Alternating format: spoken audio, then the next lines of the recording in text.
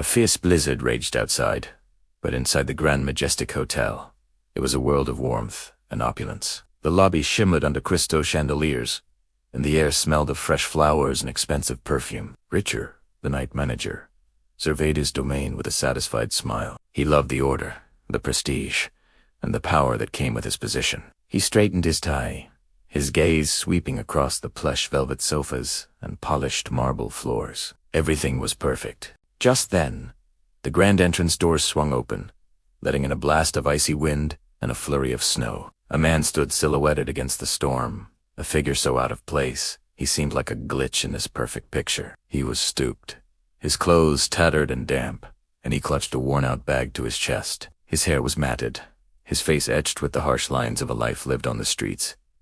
He was, without a doubt, homeless. The man shuffled forward, leaving a trail of melted snow on the pristine floor.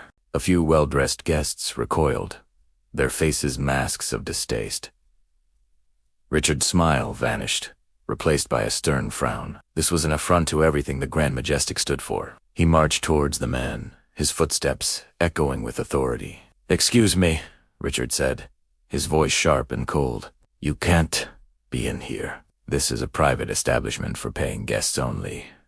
The homeless man looked up, his eyes weary but surprisingly clear. "Please," he rasped, his voice hoarse from the cold. "Just for a little while. The storm is terrible. I just need a place to get warm." "I won't cause any trouble," Richard scoffed. "Trouble is what you are. Your presence is disturbing our guests. Now, I'm going to have to ask you to leave. Immediately." He gestured towards the door with a flick of his wrist. "But where can I go?" the man pleaded, his voice trembling. "There's nowhere else. Everything is closed because of the storm." A young couple waiting for the elevator watched the scene unfold, their expressions troubled. The woman whispered something to her partner, who shook his head, looking intimidated by Richard's aggressive stance. Most other guests simply averted their eyes, pretending not to notice. "That's not my problem," Richard snapped, his patience gone. "This is not a shelter. We have standards to maintain.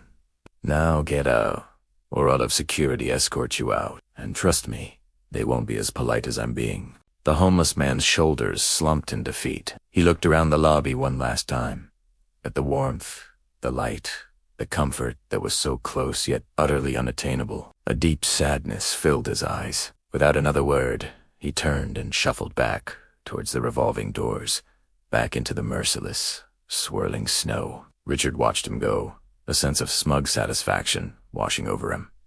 He had protected the hotel's integrity. He had done his job. He straightened his uniform and returned to his post, dismissing the incident from his mind. The hotel was once again perfect. The next morning, the storm had passed, leaving the city draped in a blanket of clean, white snow. The sun streamed through the lobby's large windows, making the crystal chandeliers sparkle even brighter. Richard was preparing to end his shift, feeling proud of how he had handled the previous night. Just then, a sleek black limousine pulled up to the hotel entrance. The doorman rushed to open the door, and out stepped a man in a finely tailored suit. He was tall, distinguished, with an air of quiet authority. He walked into the lobby, his expensive leather shoes making no sound on the plush carpet. All the staff members, including the general manager who had just arrived, immediately stood straighter, their faces a mixture of respect and nervousness. Richard didn't recognize him at first, but he knew this must be someone incredibly important. He approached the man, putting on his most professional and welcoming smile. "Good morning, sir. Welcome to the Grand Majestic. How may I assist you?" The man stopped and turned to face Richard. He looked at him for a long moment, his gaze steady and penetrating. And then, he smiled a small, knowing smile. "You can start," he said, his voice no longer hoarse but clear and strong, "by explaining why you threw me out into a blizzard last night." Richard's smile froze on his face. He stared at the man, his mind racing, trying to make sense of his words. The suit, the car, the confident demeanor. It was impossible. But then he looked closer, into the man's eyes, and he saw Italiano. Behind the well-groomed facade, behind the expensive clothes, were the same weary, clear eyes of the homeless man he had so cruelly ejected. The blood drained from Richard's face. The man was Arthur Sterling, the reclusive billionaire who owned the entire Grand Majestic hotel chain. He was known for his eccentric habit of occasionally visiting his properties disguised as an ordinary person, to see how his staff truly operated when they thought no one of importance was watching. Mr. Sterling's smile faded. "I come to my hotels like this from time to time," he explained, his voice quiet but carrying across the suddenly silent lobby. "I want to see the real heart of my business. I believe a company's true worth is measured not by how it treats the wealthy and powerful, but by how it treats the most vulnerable." He gestured around the opulent lobby. "All of this is meaningless if it lacks a soul, if it lacks compassion. Last night, you had a chance to show that compassion. You had a chance to offer a simple act of human kindness to someone in desperate need." Richard stood speechless, his world crumbling around him. The other staff members looked on, their faces a mix of shock and dawning understanding. The couple from the previous night stood nearby, having just checked out, and their eyes widened as they realized who the homeless man had been. "You didn't just fail me," Mr. Sterling continued, his voice resonating with disappointment. "You failed this hotel. You failed the very principle of hospitality. You saw a person in need, and you saw only a nuisance. You chose rules over humanity. You chose appearance over substance." He then turned to the general manager, who looked pale and shaken. "I want a new policy in place by the end of the day. In extreme weather conditions, we will work with local charities to provide temporary shelter. We are in the business of hospitality, and that must extend to everyone in our community, not just those who can afford our finest suites."